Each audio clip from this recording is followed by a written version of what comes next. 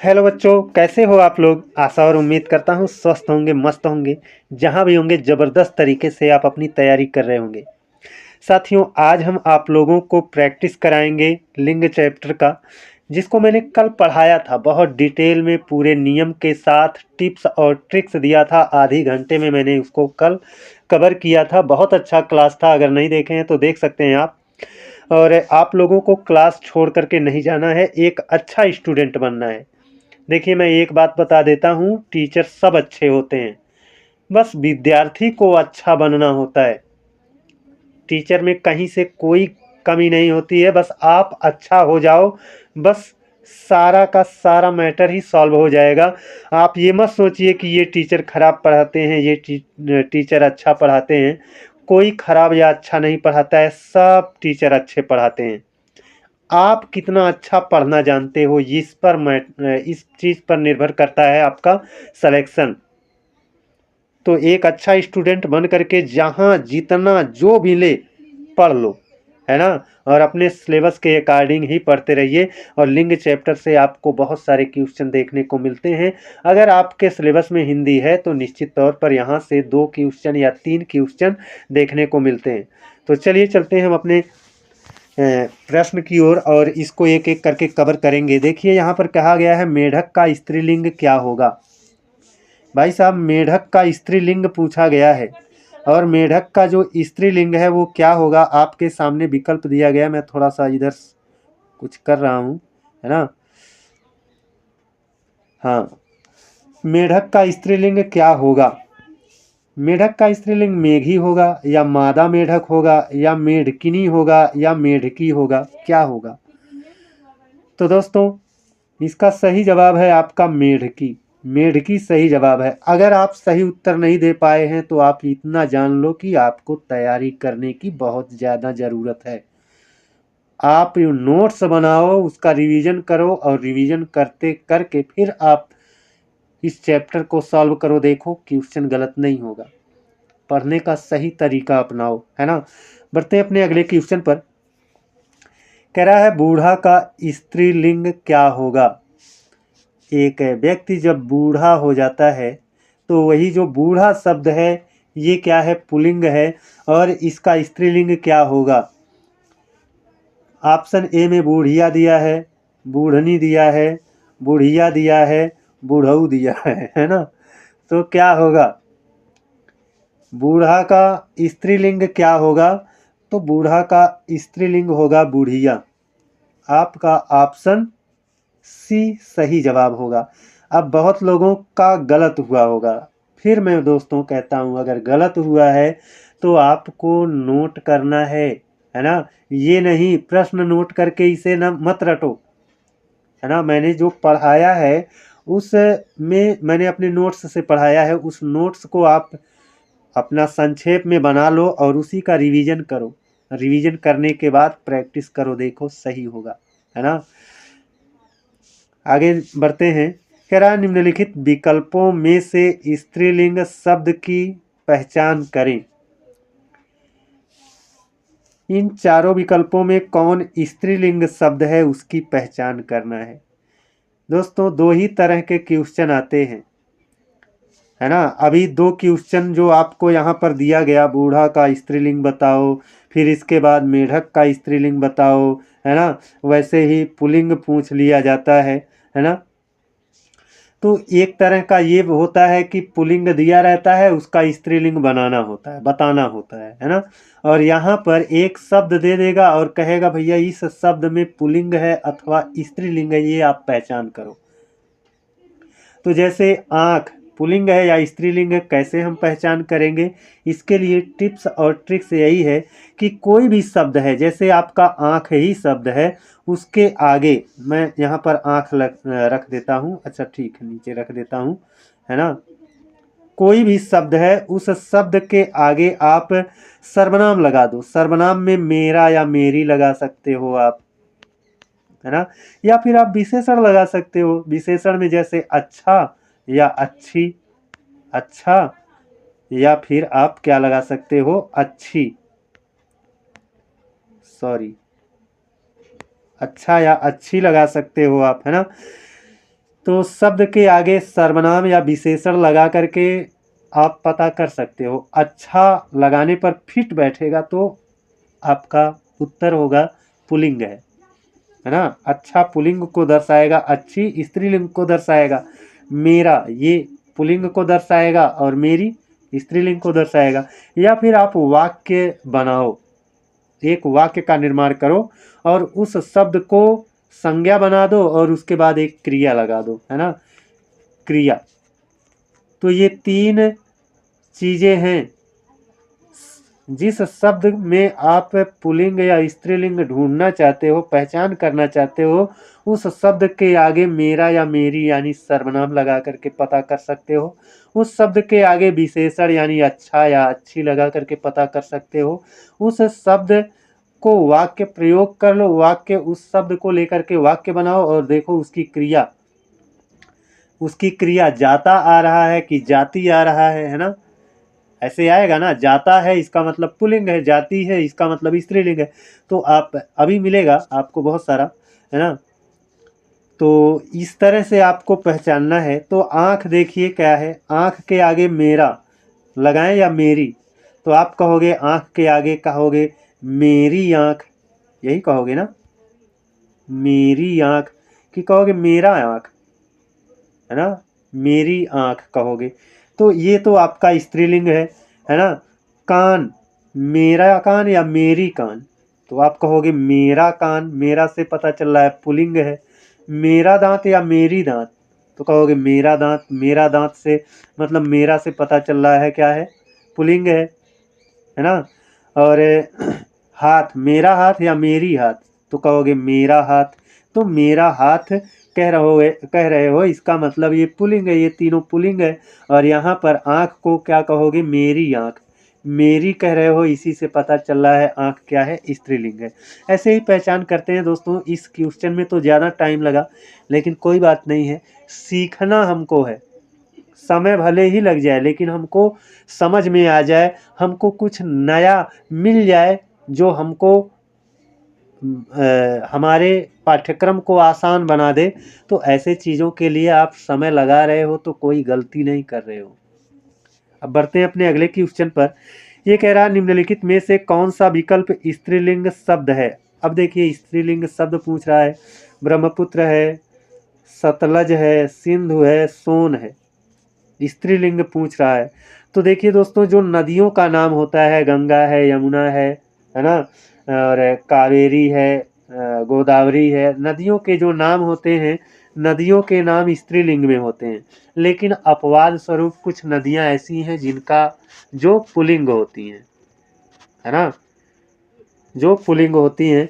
तो यहाँ पर कह रहा है कौन सा विकल्प निम्नलिखित में से कौन सा विकल्प स्त्रीलिंग शब्द है, कौन से विकल्प में स्त्रीलिंग शब्द दिया गया है। तो देखिए याद रखना, ब्रह्मपुत्र ये भी पुल्लिंग होता है, नदी का नाम है, फिर भी ये पुल्लिंग के अंतर्गत आता है। जबकि नदियों के जो नाम होते हैं वो स्त्रीलिंग के अंतर्गत आते हैं, लेकिन ब्रह्मपुत्र आपका पुल्लिंग में आएगा, सिंधु आपका ये भी पुल्लिंग में आएगा, सोन ये भी आपका पुल्लिंग आएगा। तो इन तीनों का नाम आप अपने जुबान पर रख लो कि ब्रह्मपुत्र नदी, सिंधु नदी, सोन नदी, इन 3 नदियों को हम पुल्लिंग के अंतर्गत रखते हैं। बाकी सारी नदियां स्त्रीलिंग के अंतर्गत होती हैं, है ना।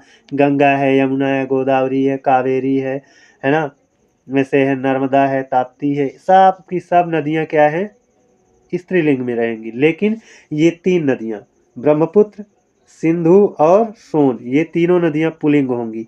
और जब ये तीनों पुल्लिंग हैं तो हमसे कहा है स्त्रीलिंग कौन सा है, तो सतलज आपका क्या हो जाएगा, स्त्रीलिंग हो जाएगा। तो इसमें जो हमारा सही जवाब हुआ वो दोस्तों होगा हमारा सतलज, यही स्त्रीलिंग है, बाकी सब पुल्लिंग है।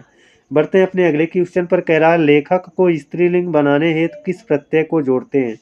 भाई लेखक जो है, लेखक को स्त्रीलिंग बनाएंगे, लेखक का स्त्रीलिंग क्या होगा, आप जानते हो, लेखक का स्त्रीलिंग होगा आपका लेखिका, लेखिका। और लेखिका में देखो खा पर छोटी की मात्रा है ना, खा पर छोटी की मात्रा है और उसके बाद का पर बड़ा की मात्रा है, यानी इका, इका आपका होगा। इका कहाँ पर दिया गया है? ऑप्शन सी में दिया गया है। हमारा ऑप्शन सी करेक्ट जवाब है। अब बढ़ते हैं अपने अगले क्वेश्चन पर। कह रहा है सूर्य का स्त्रीलिंग क्या होगा? देखिए दोस्तों, सूर्य का स्त्रीलिंग क्या होगा ये हमको बताना है। सूर्या होगा या सूर्य ही होगा या सूर्यानी होगा, इनमें से कोई नहीं। कौन सा विकल्प होगा? देखो, मैं आपको थोड़ा और भी बता दूं, क्योंकि प्रैक्टिस का मतलब ये नहीं होता है कि बस हम अपना सही उत्तर पा गए और आगे बढ़ लिए। भाई, सही उत्तर पा गए हो अच्छी बात है, लेकिन उसके आसपास जो और उत्तर हैं जहां से क्वेश्चन बन जाता है उसको कौन पढ़ेगा? यही तो हम गलतियां करते हैं, है ना। जो क्वेश्चन आया हुआ है बस उसी को रट लेते हैं, उसके आसपास से संबंधित जो क्वेश्चन बनते हैं उन पर हम नज़र दौड़ाते नहीं हैं। हूबहू वही क्वेश्चन नहीं आएगा, उसी के इर्द गिर्द जो प्रश्न घूम रहा है या उत्तर घूम रहा है वही आपका आता है, तो उसको देखना चाहिए। तो सूर्य का स्त्रीलिंग होता है सूर्याणी, है ना। सूर्य का स्त्रीलिंग होता है सूर्याणी, ये भी होता है। और सूर्य का स्त्रीलिंग सूर्या भी होता है। सूर्य का स्त्रीलिंग ये भी है और ये भी है, और इन दोनों में से ये तो ऑप्शन में दिया ही नहीं है ना। और आपका सूर्या दिया है, अर्थात ऑप्शन ए आपका क्या होगा? करेक्ट जवाब होगा, है ना। अब केवल सूर्य का स्त्रीलिंग आप सूर्या याद कर लिए हो, ऑप्शन दे देगा सूर्याणी, तब क्या करोगे? इसको तो कभी आपने ध्यान दिया ही नहीं, तो आपका गलत हो जाएगा। इसीलिए कहता हूँ कि चीज़ें रिलेटेड होती हैं उसके आसपास से, जो उनको भी देखा करो, समझा करो, है ना। अगर टीचर पढ़ा रहे हैं और टीचर पढ़ा रहे हैं तो उनको अपना टीचर मानो। अपने टीचर बन करके उनको गधा समझोगे तो आप कभी तरक्की नहीं कर सकते हो, आपका सिलेक्शन कभी नहीं होगा। अगर जिसे गुरु माने हो उसको गुरु मान करके आप उनकी बातों को भी मानो। केवल उनके कोचिंग में बैठ जाने से या उनका ऑनलाइन क्लास ले लेने से आप उनके शिष्य नहीं बने। जब तक आप उनके बातों को नहीं मानेंगे तब तक आप उनके अच्छे शिष्य नहीं बन पाएंगे। और पढ़ने के लिए क्या? पढ़ने के लिए तो सब पढ़ाते हैं, किताबें भी वही बताती हैं जो एक टीचर बताता है, दूसरा टीचर भी वही बताता है, तीसरा भी वही बताएगा, चौथा भी वही बताएगा। यही जो मैं पढ़ा रहा हूँ यही चीज़ें सब लोग पढ़ाएंगे। लेकिन आपको गाइड जो अच्छा देता हो ना, उसका दामन कभी मत छोड़ना। जो टीचर आपको गाइड करता हो, ऐसे पढ़ो, है ना, इतना पढ़ो, इतने घंटे पढ़ो, इस समय पढ़ो, जो आपको गाइड करता हो, समय समय पर आपको जैसे मोबाइल डिस्चार्ज हो जाती है वैसे ही स्टूडेंट को भी चार्ज करना पड़ता है, मोटिवेट करना पड़ता है। ऐसे ही कुछ टीचर ऐसे होते हैं जो मोटिवेट करते हैं, तो उनको पकड़ो और उनको कभी मत छोड़ो। और मैं अपने चैनल पर ये काम हमेशा करता रहता हूँ, अपने बच्चों को ये बताता रहता हूँ कि भाई ऐसे पढ़ना है, इस हिसाब किताब से पढ़ना है, इतना पढ़ना है, ऐसे पढ़ा जाता है, सिलेक्शन ऐसे लिया जाता है ना, ज्ञानी ऐसे बनते हैं। तो इन सब चीज़ों को भी ध्यान देना है, नज़रअंदाज नहीं करना है ना। अब बहुत लोग सोच रहे होंगे कि क्वेश्चन आगे नहीं बढ़ रहे हैं। भैया, क्वेश्चन तो आगे बढ़ ही जाएंगे, इसमें कोई दिक्कत नहीं है, लेकिन जो मैं चीज़ें बता रहा हूँ वो आपको किसी किताब में नहीं मिलेंगी। जो आपको मैं गाइड करूँगा वो आपको किसी किताब में नहीं मिलेंगी। बहरहाल देखते हैं अपना अगला क्वेश्चन। समय समय पर मौका मिलते ही मैं आप लोगों को गाइड करता रहूँगा। इसमें कहा है निम्नलिखित में से कौन सा विकल्प स्त्रीलिंग शब्द है? इन चारों में कौन स्त्रीलिंग है? नृत्य, संविधान, आंसू, मृत्यु। तो स्त्रीलिंग है या पुल्लिंग है, इसके आगे आप सर्वनाम लगाओ या विशेषण लगाओ या फिर इनका वाक्य प्रयोग करो। यही तो मैंने बताया था। नृत्य, आप ये कहते हो मेरा नृत्य या मेरी नृत्य, तो आप कहोगे मेरा नृत्य। मेरा कह रहे हो तो इसका मतलब ये क्या है? पुल्लिंग है। ये क्या है? पुल्लिंग है। मेरा संविधान या मेरी संविधान, तो कहोगे मेरा संविधान, तो ये भी क्या है? पुल्लिंग है। आंसू, मेरे आंसू या मेरी आंसू, तो कहोगे मेरा आंसू या मेरे आंसू, है ना।